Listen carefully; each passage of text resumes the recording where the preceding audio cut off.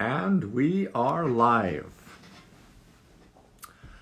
Welcome to the Lexica Training Institute and our first interview with experts, the first interview with experts video series that we're going to be publishing or broadcasting regularly.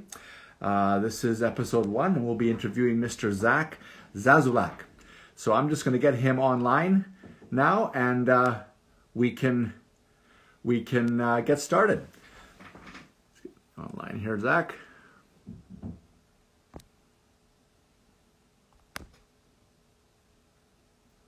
Here we are.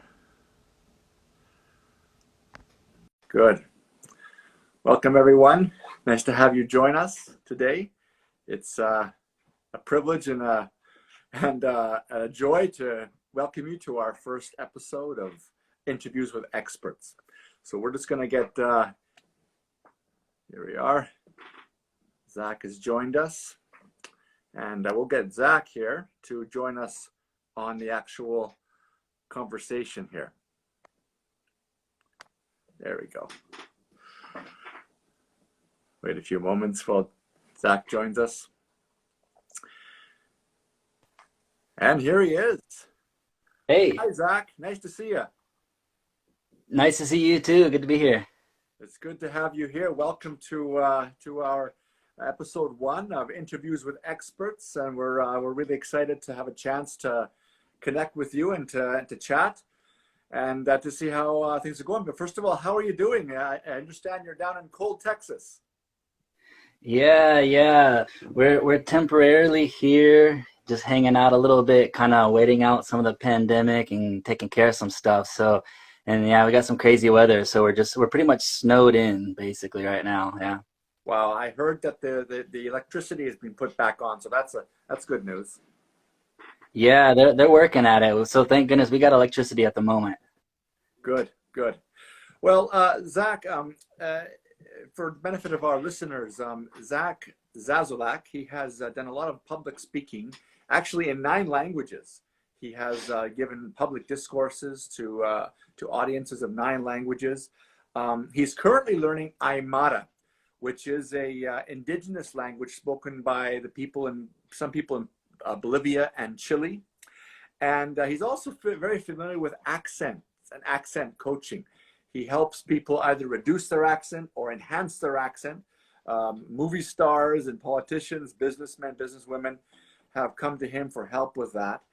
But what we want to really focus on with Zack too today is his tips that he has to help us acquire and learn languages. Because at Lexica Training Institute, we're very interested in language acquisition, how to learn a language quickly, how to retain it.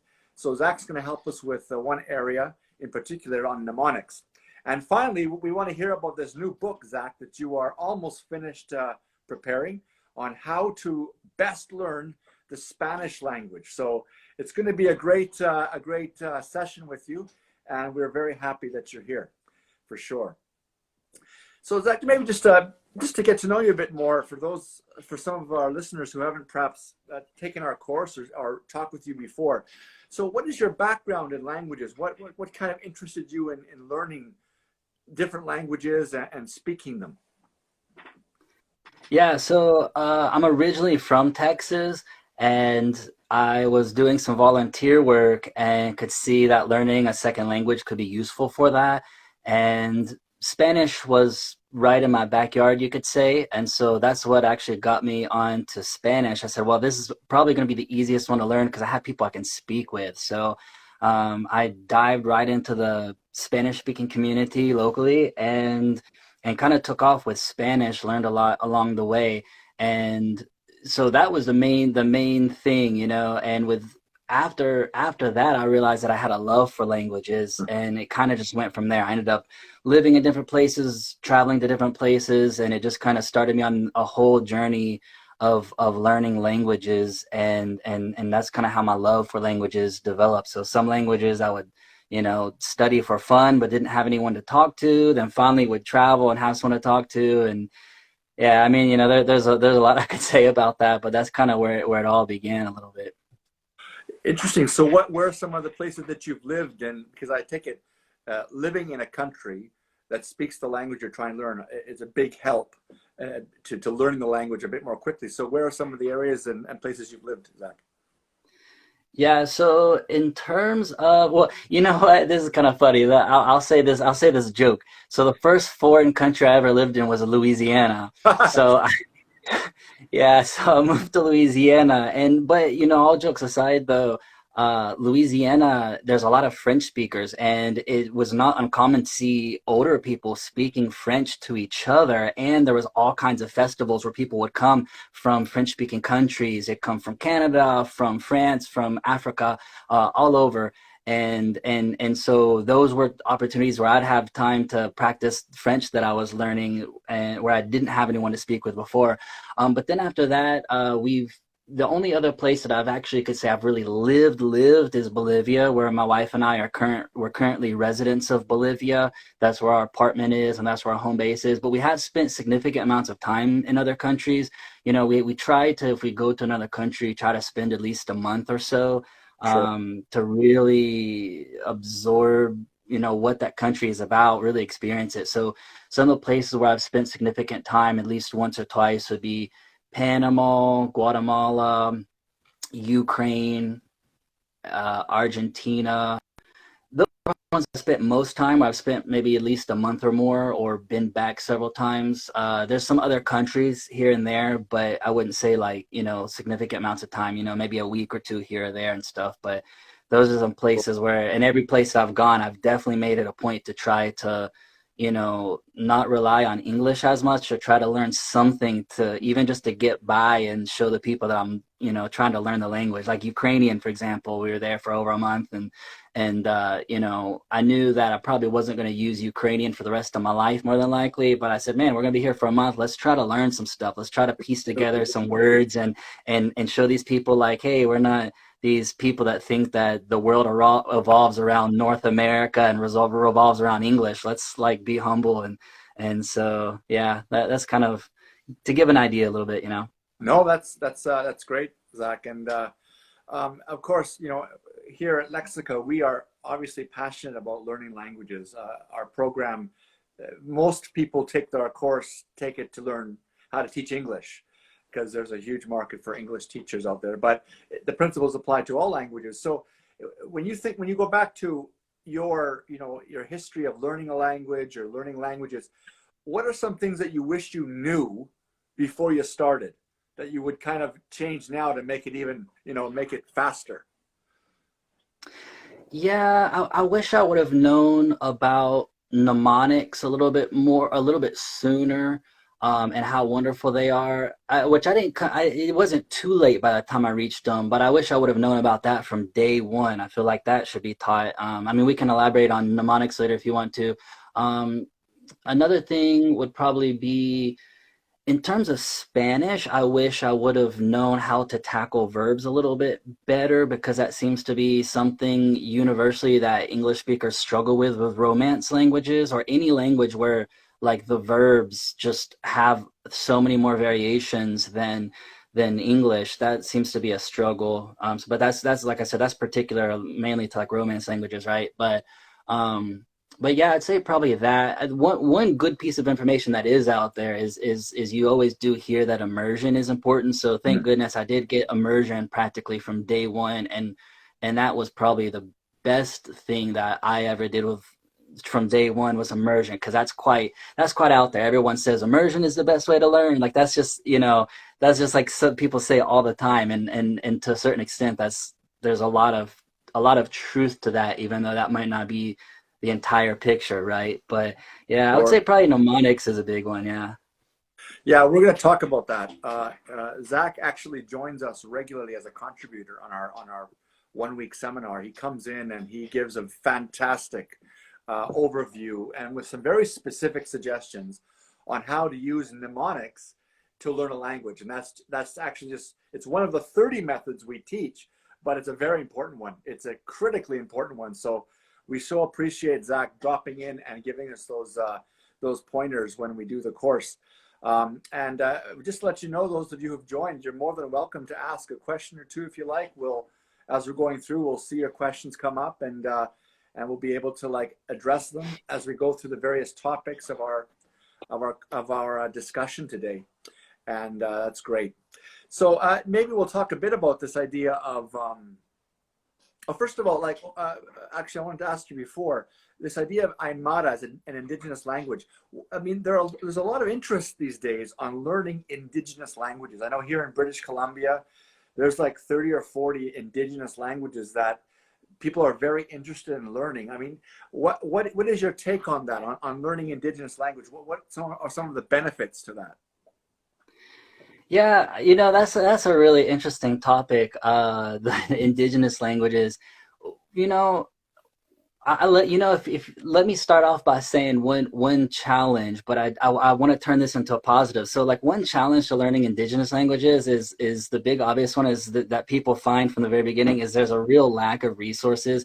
Mm. You can a lot of times find a dictionary or find a basic grammar book, but bless their heart, the people that wrote those grammar books a lot of times may not even be language people to begin with. They were just doing their best, and so you know that's a real difficult thing. But the good part about it is acquiring an indigenous language. It's almost uncharted territories. Like, yes, there are people that have done it, but it's very few. Like, I mean, if you can really say that you've learned an indigenous language, at least enough to communicate basic conversation with them, wow, you're like one in a million, or that's an understatement, one in a million. You might be, in terms of like being a foreigner speaking that language, you might be one in a billion, literally one in a billion. So that's a beautiful thing. A lot of people may be getting into language learning and language career, they may have heard about how amazing it is that the people will embrace you when they see you're trying to learn their language. So if you go to Mexico, for example, and they see a white guy or a black guy or someone that they just like looks from right off the bat looks like they're probably not from there, right? And they're trying their best to speak with them in Spanish or their native language, that makes an impact on them, and they give you this, this sometimes a literal hug. It's like Mm. they really appreciate that. So multiply that by whatever multiple, but of learning an indigenous language, people's jaw will drop. And it's an amazing, because there's something that's happened in history that practically everyone knows at least a little bit about. Um, Indigenous people have been oppressed in practically every country almost, in one form or another. And some of the history is horrific, and so that's gone on for centuries. And now when you have a person that starts to take on an indigenous language and says, hey, I'm different, I don't want your language to die, I don't want to oppress you, I think that what you have is beautiful, variety is beautiful, that's the spice of life. When they see that, it's just an amazing experience. It's like a times 10. So when a person jumps into the culture of let's say a Latin American country, right, a lot of times people just have this love for whatever that country is. Like, oh, I love Panama, I love Mexico, whatever, wherever they are, right? And so when you start to learn an indigenous language, it seems like it's almost like that much deeper. Yeah. So there's a lot of beautiful things attached to learning an indigenous language. There's challenges, but it, if you really get into it, a person will see that it's not so much different than learning any other more popular language. Every language has its challenges, its differences with True. your language, but yeah. Yeah, it's true. We have a couple of questions here. One of our listeners, Gospel 077, asks, "What are the languages speaking? Are they these indigenous languages? Are they just a variety of Spanish, or are they actually different languages?" Yeah, that's a good question. So, the one that I wouldn't say I speak it very well. I'm learning it, but it's Aymara. So that language, it already existed in South America before Spaniards even arrived. So it's completely different. Um, Now, if a person that does speak Spanish listens to Aymara, you'll hear a lot of words you understand, and that's just because they've borrowed words, and that's happens in history with languages. The same way that the way you say tortilla in English and Spanish is tortilla, right? It's like Yeah. we didn't have that in the upper parts of North Tortilla. America, so Yeah, exactly. Yeah, exactly. So it's like so you have to borrow words. So Yeah. you will hear a significant amount of words, but it's completely different. And most indigenous languages are that way. They usually, it's weird. A lot of the dominant languages of countries, especially like the official languages, usually are like from colonization, and like they're quite different than the powers that came to be. Yeah, I mean, I agree with you. We found in our travels too, like when people say, "Oh, that's just a dialect," you know, when people speak that dialect, they don't view it as that's their language, and there are often huge differences in understanding. Even we went to Italy, and it was the same thing. I mean, everyone speaks Italian, but we were in Naples, and the dialect there is Nepalese, but it's no dialect. It's a language, and it's spoken by the people in the area. We have another question here from Essential Bokas. Can you define the difference between a language and a dialect?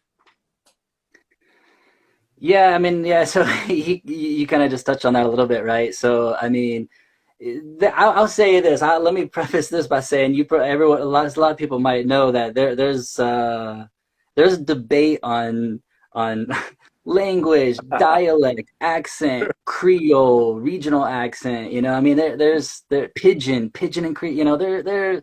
What is English a Creole? Is English, you know, like Yeah. there's people that would argue that English is actually a Creole. So there's a lot of debate on that, but for the most part, a dialect is like a portion of one language, you know. So for example, well, like me and you are talking right now, I notice differences in the way that you speak from the way that I speak, even though we both are speaking the language of English. But you have a Canadian dialect. I probably have some Texas dialect creeping in, right? So you know that's the way that I would explain it Sure. in simple terms. I don't know if you probably have a better explanation than me, No, honestly. because that's like I said, it's all a lot depends on how it's viewed. People will identify a language as a dialect, almost kind of in a derogatory form. Well, that's a lesser form of Italian. It's a lesser form of English, but it often has vocabulary that's completely different, ways of expression that are different. So it's like you said, it's an ongoing topic, but maybe what we can do is we can unpack a bit this idea of mnemonics. Now, how would you define, like, before we get into the nuts and bolts of mnemonics, like what is this idea of mnemonics? What's the history behind that, even that term? Yeah, so another easy, more common way to say mnemonic, I guess, would be memory aid, right? So something that aids your memory, something that's, you know, different than just using rote memory, you know, like like you know, just saying, here's a fact, just remember it, and you just repeat that fact 100 times and hope that it sticks. You know, a mnemonic is looking for some kind of creative way to make it stand out in your mind, trying to relate it to something you already know. That's the way I would kind of explain it. Do you think? I mean, there's some people that say, well, that's not really what I do. Is it necessary? I mean, do other people who don't use mnemonics to remember things? What do you think about that? I mean, I think we all use it in a certain way, even without knowing it. But is it possible to say, "Oh no, I don't do those funny tricks. I just remember different ways"? I mean, what do you think about that? Yeah, everyone uses mnemonics. That's the whether they want to admit it or not. Like if I told you like, you know, my birthday, right? And and then you come and you say, "Oh my goodness, you know, my dad's name was Zach, and he actually was born on the same day, and he also is from Texas. What a coincidence." You'll Right. probably, if you see me in a year, you probably would be like, "Oh yeah, you're that guy whose name is Zach, and you had the same birthday as my dad, and he was born in Texas." Well, how did you remember that? I was like, well, you related it something to something you already knew. You weren't like sitting there repeating it, going, "Okay, his name is Zach. He looks like this. He was born in Texas, and you know, and it's the same as my like you know, you're like he's not. You're not repeating it. So your brain is always looking for some kind of attachment to the information that's coming in. So people, our brains are wired that way, whether people want to admit it or not. So everyone's doing it subconsciously.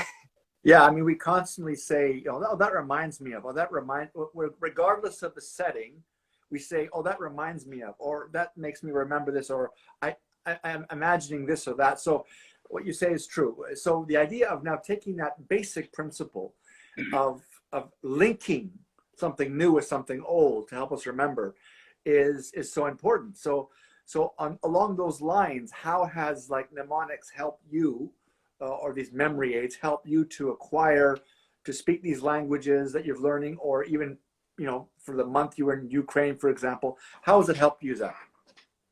Yeah, so it's helped me tremendously. I mean, and what I'm about to say, this is more than anything, this is to teach you how powerful the method is and how like to emphasize, I'm not intelligent. I don't consider myself intelligent. I'm by all means an idiot. But the method is so powerful that, like, trust me, if you try to talk to me about math or some other things, you'd be like, man, this guy, he's like, yeah, this guy's brain doesn't work, right?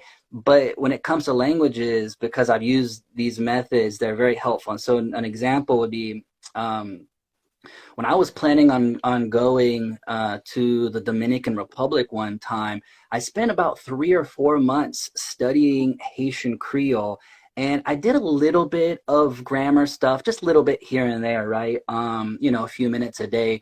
But more than anything, I focused on vocabulary, having words to use to communicate, and I was using mnemonic aids. And just in 3 or 4 months, what the words that I was able to acquire, the amount of words, who knows how many hundreds of words, I forget. I think there was a number I had at the time, like, oh, I learned this many words. But um I remember just like after the first week or so of being there, or within a few days. Now remember, I don't think I had ever spoken to a Haitian person before. But so for those that are listening that may not know, Dominican Republic and Haiti are one island, but two countries. And so there's like, if maybe millions of immigrants on the Dominican Republic side. And I plan to do some volunteer work in that community. And so, so anyways, I remember walking with a Haitian lady, and who you could say, I guess, was a friend of a friend. And so we're walking down the road and we're talking, and I said, please speak slow, which I probably didn't say the most grammatical way, but she understood what I'm saying. So she repeats what she's saying, and I understood her. She speaks to me slow, and then I proceed to be able to talk back to her. And for an hour or two, I'm having a conversation with this lady, and I've never spoken Haitian Creole, like never had a conversation in my life. And the fact that she's speaking slow and I was able to use mnemonic aids to learn so many words, and we're saying 3 to 4 months of studying. So it was so powerful that the first time I actually had an opportunity to try to speak Haitian Creole, I could actually communicate, and that to me was amazing. So these is, using memory aids, using mnemonic devices is so powerful. If you're not actively trying to use them, it's like leaving money on the table, basically. Hmm. Yeah. Well, it's we need to have a bit of like an example. Like when people say a memory aid, is that like like a flashcard you look at every 5 minutes, or so? Can you give us an example of like of how you would learn a word, or try to associate it with something else, just to kind of give us an idea of what you went through to learn that Haitian Creole or other languages? Yeah. So there's different ways to do it, but my favorite formula for to create a memory aid for language acquisition is to focus on, first of all, just trying to memorize individual words is very helpful. And the formula goes this way. Basically, you listen to how that word sounds to you, and you ask yourself, what does that sound like to me? It doesn't have to be exact, but something close. You create a mental image. What can you mentally create with that word? So like, let's say I'm going to invent something. Let's say I'm learning some random indigenous language from Africa, okay? And the word that I hear is globe, right? And I think to myself, oh, that sounds like globe, like a world, like a globe that spins around. And they say globe, right? So the accent is a little bit different, but what it makes me think of is pretty close, right? So I think of a globe, okay? So I said, that sounds like globe to me. Then you ask yourself, what does it mean? What is the meaning of his word when he goes globe, right? And then so let's say the meaning of that is let's say it's light. It means the word light. I'm just making this stuff up, right? So I think, okay, it sounds like globe. I picture that it means light. So let me think of something absurd to tie those two together to make a connection. So I could think to myself that I'm, standing in the center of the town where they speak that language, and I open up a globe and light comes out, and everyone looks at the globe and goes, ah, light.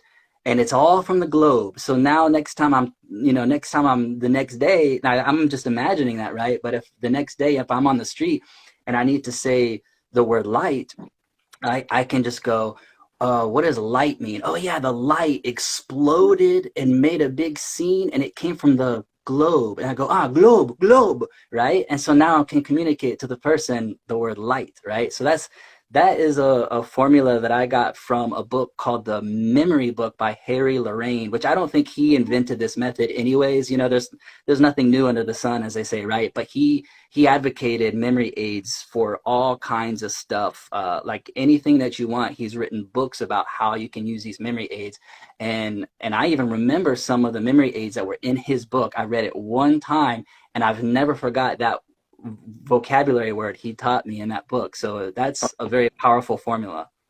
So when you think about the Zach, like, are you saying that if you say you want to learn, 500 common words or 1,000 expressions, I mean, that seems like a lot of work. I mean, I'm kind of building this up for the benefit of our listeners, but a lot of work. You got to imagine this and a globe and this and think about it. And like for every word, like, is it really time saving? Like, what do you think? If you have to come up with a story for every word, what do you think? How would you respond to that kind of a, obstacle or a query? Yeah, absolutely. I mean, think about just for the listeners. I know you know this, but like, what is the most common way for people to commit to memory something that they're sitting down trying to learn? Is they'll usually put it on flashcards and they'll test themselves, and hopefully it sticks this next time around. Hopefully the next time, and that can work, especially if you can actually get out there and use those words. That's a way that has worked, had some success over many years. People have used that, right? I think we've all tried it, and it's okay. It's okay. But think about how much time you're sitting there to memorize. Let's say you know nothing of this new language and you want to learn your first 30 words, okay?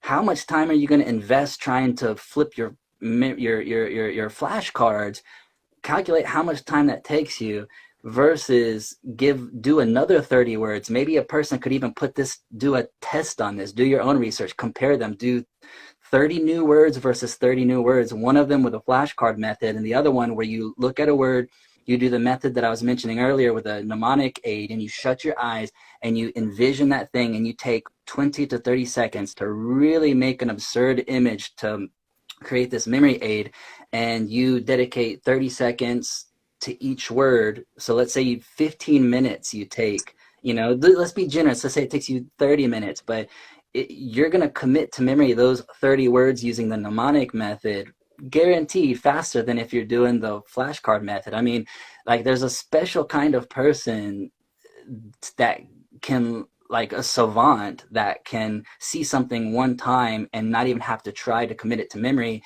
You have to be Rain Man. It's like, but most people are not that. So if you have that talent, then you don't even need to do research on what the best method is. If you got a truly photogenic memory, then you don't need to even be listening to different methods. But you're extremely rare if you truly have that gift. But 99.99.9999% of the people, it's going to Us be, mortals. yeah, exactly. Mnemonic aids are going to beat that rote memory every time. Well, that's true. Here's an interesting question from Kim Knifer. How do you create a mnemonic for an abstract idea like hate or love, or how would you do that? Yeah, that's a really good question.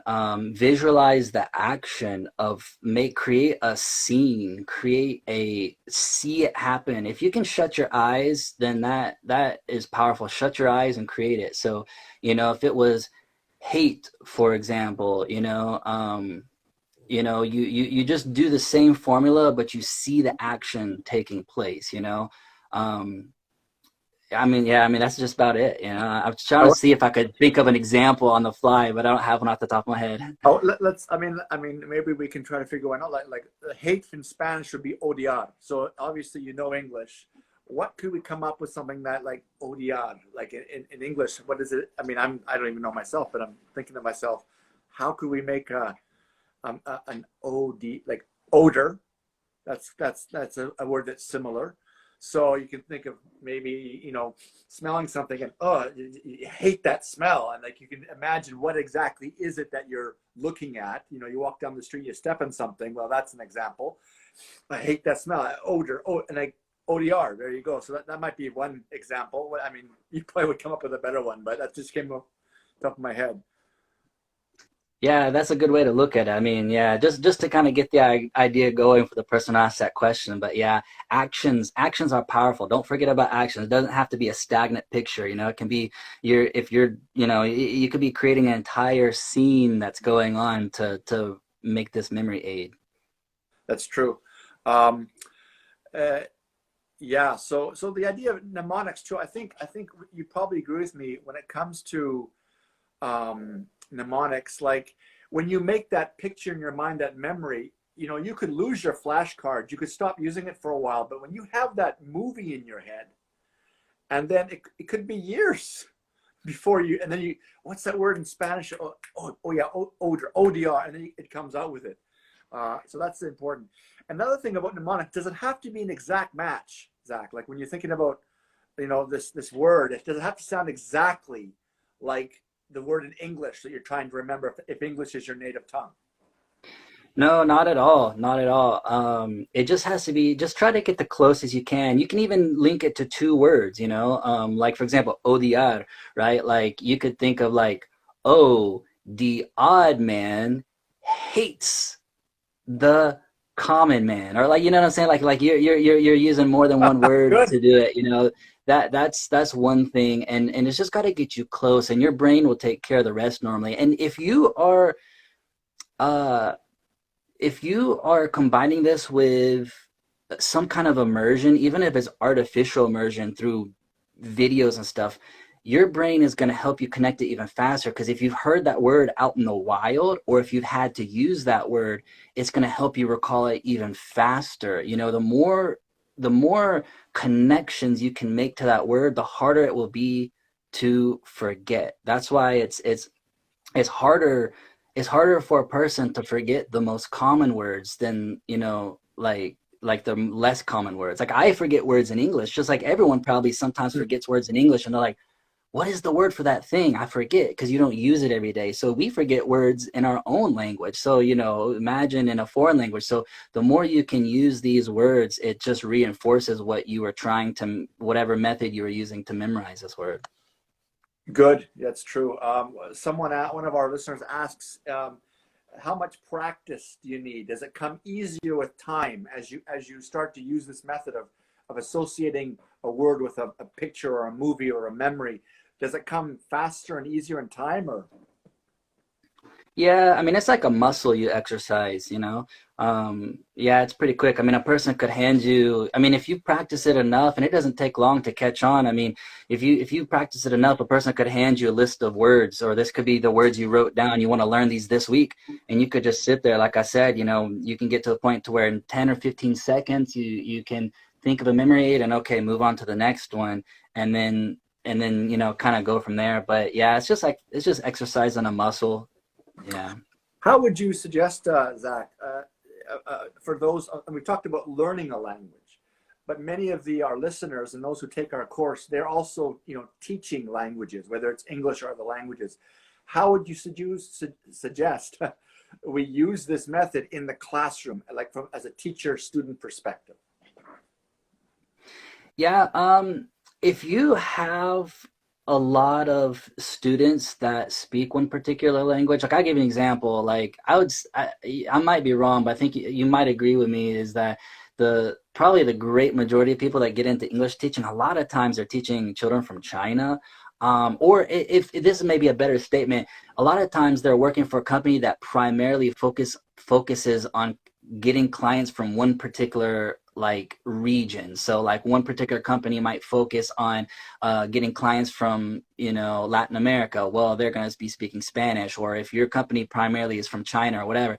So if that is the career, or that's the I guess the kind of job that you have as a teacher, is that your company is your clients are primarily from one place, you can take the time out to figure out what mnemonics you could teach them from their language, even if you don't speak their language. But Right. maybe you could find a list online. Maybe you could use you can use online resources to try to find something, figure it out, or you could maybe make them yourself. But you know, if you might invest a certain amount of a few hours into this project, but what you get out of it of teaching that tool to your student is very valuable. They're going to see you as very valuable. So if you can say, hey, I've got this list of mnemonics, I know I don't speak Chinese, but here, look at this, does this make sense, you know? And then they can go, oh yeah, yeah. So you know, that's one way that you could at least teach the method and help them, you know. And also, if their language is advanced enough, you can, you know, of English, to communicate with them,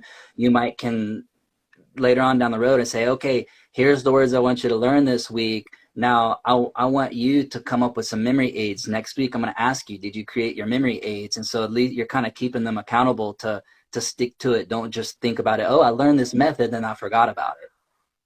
Yeah, it actually makes me think, you know, initially in your class, you could even make that part of the lesson. Ask them, what does this word sound like in your language? And get a bit of back and forth from them. And then you're making a list so that in your future classes, you have this to reference to. Because if people can use mnemonics, I mean, we've seen it too. If they can use these memory aids and make this new vocabulary like a movie in their own minds, they'll learn quickly. So that's really interesting. Now we want to talk to you also just a bit, Zach, about your upcoming book, a revolutionary new way of approaching and tackling learning Spanish. Now, obviously, the principles would apply to any language, but I know it's soon to be finished. So tell us a bit about what's coming for Zack Zazulak's book on Spanish.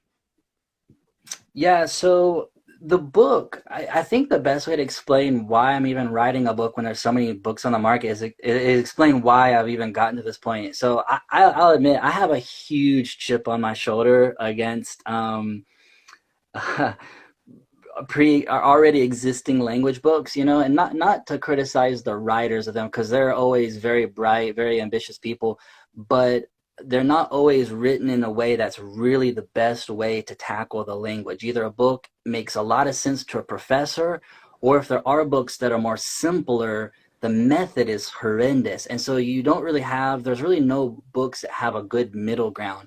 Language apps are doing okay and stuff like that, but so really, one of the big issues with Spanish in particular, and I think I mentioned this earlier, this kind of really applies to all language, Romance languages, is that for an English speaker, if you don't already speak a Romance language or a language that is similar to this, verbs are difficult in Spanish. Like it is, that is, I you can I, this is I hope that this quote gets like just you people think of me if they hear this quote, but like you literally can judge the level of someone's Spanish by their verbs. If they're a beginner with speaking Spanish, their verbs are beginner Spanish.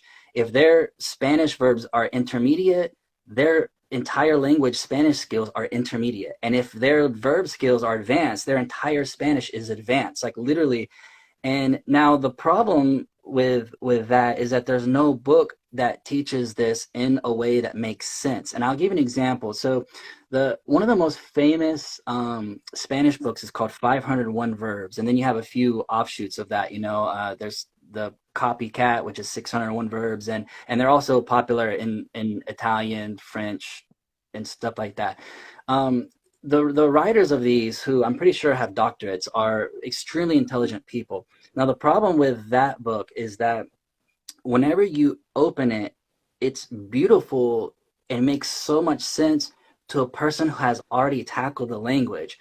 But it doesn't really, it's not helpful for the person that's on day one. If I tell someone, hey, if you want to get good at Spanish, study verbs 5 or 10 minutes a day. So they go by that book and they open it up and they go, yep, I'm not going to learn Spanish. I think I'm going to do sign language. You see what I'm saying? And so that's the big issue with that, is it's only makes sense to a person that has already tackled it. So essentially the, you could say kind of the backbone, the skeleton of this book is taking reorganizing 501 verbs in a way that day by day makes sense, but also is not putting too much emphasis on studying grammar, because research proves without a doubt that people who emphasize more studying on grammar progress slower than people who focus on more natural methods, like just getting out there and speaking like a baby. So my book is a mixture between a verb workbook sprinkled in with some helpful things like, here's a memory aid, remember this, now you make the rest of these memory aids, also not even periodically, constantly telling you, do not study the next chapter because you need to get out there and go practice. If you're not trying to practice this, then you have no reason to continue on to the next lesson, Good. because it just makes no sense. And so it's kind of me also kicking you in the butt, saying, you need to go put this to work. Why learn a language if you're not going to go speak it? Take what you know now and go use it. Get out there right now. If you try to study the next chapter, you're hurting yourself. You're impeding yourself. Boot camp. So yeah, exactly. So basically, and it's also walking people through what words can be most useful to you from day one, day two, day three. And so it's basically just a day by day of what you should be doing. And it's also a workbook. So every section is basically like, okay, here's the idea, practice it. Boom, there was a simple verb lesson. Now shut the book, go listen to some salsa, and then tomorrow go find someone to speak Spanish to. So Good. that kind of gives people a little bit of a gist. And so there really is no book like that on the market. And I've had the general concept in my head for over a decade, because when I was learning Spanish, and even till now, I've looked at practically every Spanish book, Spanish app, and there's nothing that really does it that way. And just in my personal opinion, that's the best way to learn Spanish the fastest, is focus on three things. My book is based on three things, okay? Which is, one, learn a few words every day that you actually can go out and use today or tomorrow, that you're likely to use. So common words, all right? Learn verbs, and little by little, don't overwhelm yourself. 5 or 10 minutes a day, shut the book, and then go get out there and do step number 3. Go use your Spanish, because a lot of this other stuff is just fluff. Like, people spend hours trying to figure out, oh, is this word la or el? Like, you're going to memorize that if you've heard that word, 50 times in your immersion. You're speaking with the people in the community. You're going to hear 100 times that it's el agua, el agua, el agua, el agua. And you don't have to think about, oh, that's the one that's the exception. It's not la el agua, it's el agua. You've heard that word 100 times in the last 2 months. It's just gonna come out naturally. So as a concept, the book takes out all that junk. There's so much grammar studying that you don't really need to focus on. So the book is like, hey, what is useful? Learning verbs a little bit each day. Now here's a good lesson. This is good for you to know. Now get out there and go use it, buddy. Good. Yeah, that sounds very practical. And just for the benefit of our listeners, when you say verbs, you mean like the conjugations of the verbs, or the actual just remembering odiar is to hate, amar is to love, or do you mean like I think in Spanish they have 13 conjugations? So is that what you're referring to? Yeah, exactly. So the conjugation. So you're gonna learn the vocabulary words first. That's a mistake that I made, and this is an interesting thing. Like, I'm incorporating things that impeded my progress, and I said no one taught me, no book, no channel, no nothing ever taught me how to avoid this mistake. So one mistake would be, for example, before you even get into the conjugation, you need to just know the verb. So when I first came across reading a publication and I saw the word vaya, and I asked a Spanish speaking person, what does vaya mean? and they are bilingual, right? And they go baya, it means to go. And I put that on a flashcard, and I'm like, baya, it means to go.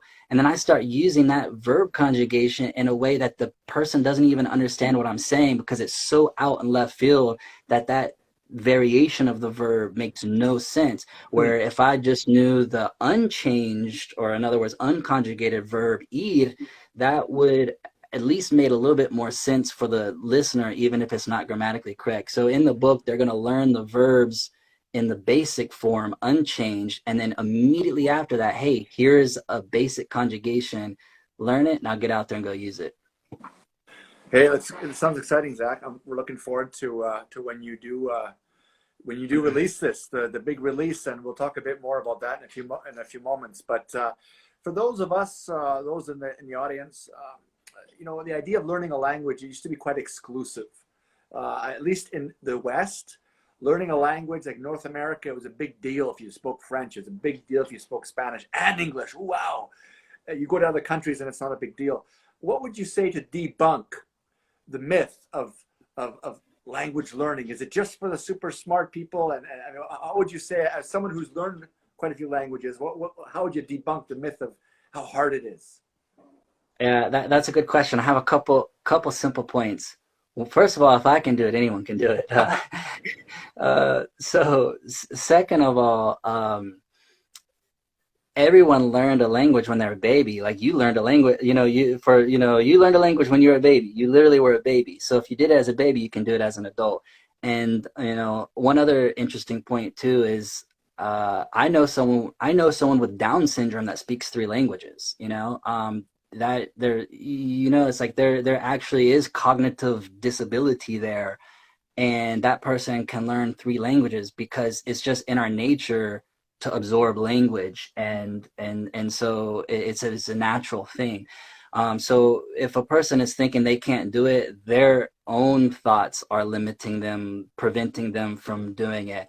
And there's a similar myth with chess. A lot of people think, for example, that chess is reserved for people that are super intelligent, and the truth is that the studies that I've read about on chess is that the people that are the best at chess are just the people that do it the most. Like, so it's like, the reason why that guy's better at chess than John over here is because John was watching football on Sunday and this dude was playing chess with his buddies. The reason why, I can go communicate maybe in over 10 languages or something, go just run out, you can drop me in a country and I'll go get around there, is because I'd rather you ship me off to another country. I'd rather do a Zoom call with someone practicing, learning how to speak better Mandarin or something. It's more entertaining to me than watching football. So, I'm not knocking that, but if you spend a lot of time watching football, you're gonna become a really good football analyst from your living room.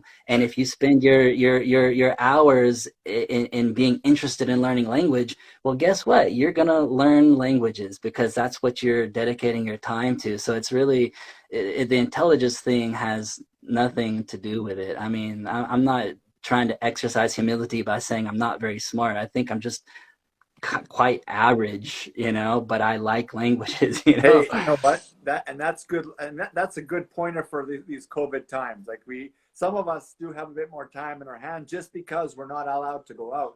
So, like, when COVID ends, we look back and how did we use our time? I mean, it doesn't matter. You want to have regrets, but that's a good point. We have a question here from someone who, like, let's say, if I can read between the lines here. So you want to learn the language. You do. You're dedicated to it, but you're busy. You're professional. You're a busy person. How much time a day should you? Her question: should you practice in a day? Or his question? Yeah, that's a good question. You know what? I'll take this opportunity to kind of answer this by explaining a method or an approach to language learning that I feel pretty passionate about. And I think that there's a lot of experts that will disagree with me, but hear me out. Hear me out. Um, a lot of people that are really obsessed with language learning, that are out there teaching it, kind of go to two extremes. You have like some people that say, here is a method and you should stick to it and you got to do this and blah, blah, blah, blah. And you got this is the flashcard method of what do they call it, where it's like you only look at the flashcards of the one you missed last time, like here's these methods, right? Like whatever method is. And then you have people to the other extreme that say you should never study grammar ever, and you just need to get out there and learn like a baby. So um my my personal feelings is that I think that you should approach language with the openness of a baby, and be completely immersed like a baby would as much as you can, but use your adult brain to learn the more difficult things about the language, whatever's most different from your language. So with Spanish, you need to dedicate a little bit of time regularly to how verbs work, because you'll learn it faster. I know people that have been immersed for 10 years in Mexico and they still don't have the verbs down. There's other people that dedicated a few minutes to it every day, and within just a year or two, they almost are speaking verbs like a native. And so, mesh the two things, use your baby brain approach, but also we have the intelligence of a human to sit down and study and go, oh, here's a concept that's different. And then whenever you go out into the real world, you're absorbing real world evidence of it like a baby. And so with that being said, I try to tell people, don't overdo the grammar studying. Like I tell people, whatever the language is that you're learning, do whatever keeps you refreshed and encouraged to do it more. A lot of people might be 5, 10, 15 to 20 minutes a day, but like don't do it to where you get burnt out on it. I might dedicate, if I'm learning a language, I might dedicate 10 to 15 minutes a day to the grammar or whatever is peculiar about that language to me. But really, when you're calculating and comparing how much time you're investing in the language learning, your immersion should way outweigh your studying and stuff like that. So it's kind of almost a middle ground between the two extremes. Now, in terms of time, one thing that's really helpful is to put yourself in a position to get as much immersion as you can. Start making friends with people that speak your target language. Try to be involved in that community somehow, and invite them over for dinner. You got to eat dinner, you got to spend time with your family. Why not invite a family over that speaks the target language, and you try to learn a few words and point to something and say, how do you say that? How do you say this? And, kill two birds with one stone. And like I was saying before with the studying, you don't need too much time for that. You don't want to overwhelm yourself with studying, but there's ways to immerse yourself and it kind of go along with your your tight schedule. Another one would be artificial immersion is what I call it. I don't know if there's a better term for it, but basically, if you like watching travel videos, I always use this explanation or this example. If you like getting on YouTube and you enjoy watching travel videos and you want to watch a video about what it's like in Romania, instead of watching an English speaking travel vlogger, see if you can find someone. There almost definitely is going to be in your target language a traveler, unless it's a really obscure language like Aymara, but there's almost always going to be a person in your target language that is going to that country and they're doing the whole travel vlogging thing. So, if you're learning Mandarin, whatever language you're learning, go to a translator, online translator, and type in English to that language, type in travel Ukraine or whatever it is you're trying to find, recipes of whatever you like watching cooking. Type in what you're looking for, translate it to your target language, go put that in the search in YouTube, and boom, you're gonna find whatever it is. If it's travel vlogging, Hey, good recipes, tip. like, you see what I'm saying? Like I watch recipes in my target language, like you can find me watching recipes in Mandarin and I'm like, oh, I bet that word means egg because Oh, he that's held the great. egg as he said it, right? Yeah. Or watching recipes in French. And so I'll pause the video and go, did I just learn from artificial immersion? Hold on, how do you say egg in French? Oh, Yeah. I was right. I learned that from Brilliant. immersion. That's brilliant, Zach. I mean, because you could type into YouTube, teach me French, and have all these, YouTubes come up, and they're great, some are great. But why don't you just think of a subject you want to learn, you like right now, type that in, for Hindi or for German or for Russian, and just watch it, and So that's really cool. We have one question from Solaris13. Do you sort verbs for day one, day two, etc., by topic, life situation, or how would you just sorting the verbs you're teaching?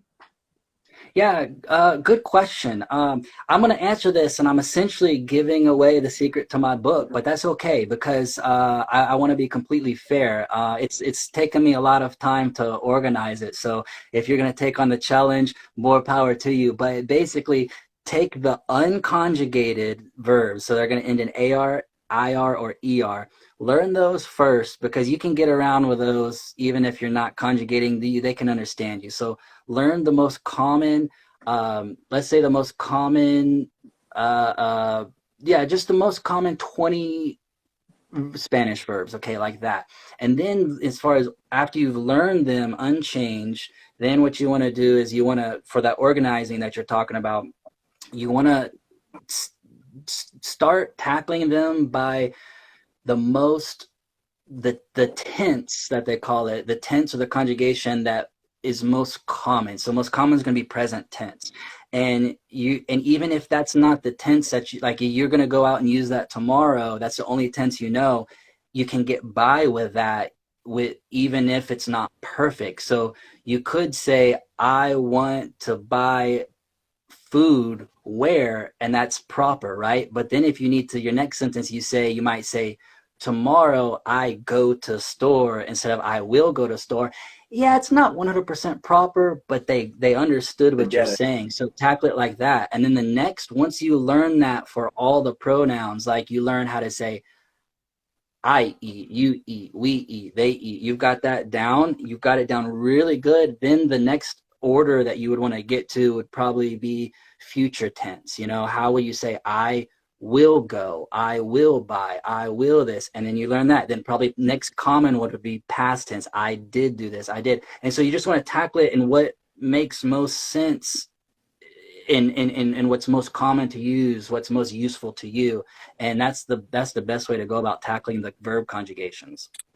Well, Zach, it's been an absolute delight to get in touch with you and to just pick your brain and talk about things. I mean, we're fascinated with language acquisition here at Lexica, and you've really helped us a lot over the months. And how can people get in touch with you? How can they connect with you? And how can they get this book when it comes out? How do we do that? Yeah, so probably the best way is going to be to follow my Instagram, this account here, Ask Spanish Guy. The premise is you can always ask me a Spanish question, and I'll get around to answering it. I'll definitely, when the book is published or getting ready to publish, when it has a release date, that'll be one of the main places I publish that. I'm a little bit quiet on there right now because I haven't been sleeping really well the last few months. So when I have a good day, I have to really focus on either finishing the book or other important things. But yeah, so that would be the place. And then I am doing a little bit. Sometimes on a good day, I'll get a YouTube video out at the Bolivia Life YouTube channel. You can find that in the link in my bio, where we have different series on there where we talk about living in Bolivia, traveling in Bolivia, and also we'll be ramping up after the book release the Spanish Nerd podcast where we talk about the Spanish language. So, but yeah, find me mostly, I guess, home base. You could say Ask Spanish Guy Instagram account, and then from there, if you ever want to send me a question, you can find out whatever else I might be doing on social media. Great. Well, we have like a minute left, so we want to just thank you again, Zach, for everything, and just for our listeners, we're delighted to have this as an ongoing series, asking experts about language because we're passionate about it, and we have a course coming up next week, actually March 1 to 5, week and a bit, for those who would like to learn how to teach English or any language, and to do so in a very effective way. We teach over 30 methods very dynamically. It's a bit of an exhausting week, but man, you get a lot out of it. So check us out at lexica.world for any other information. My wife, Ruth, who's the grammar queen, will soon be producing a grammar seminar every last Sunday of the month.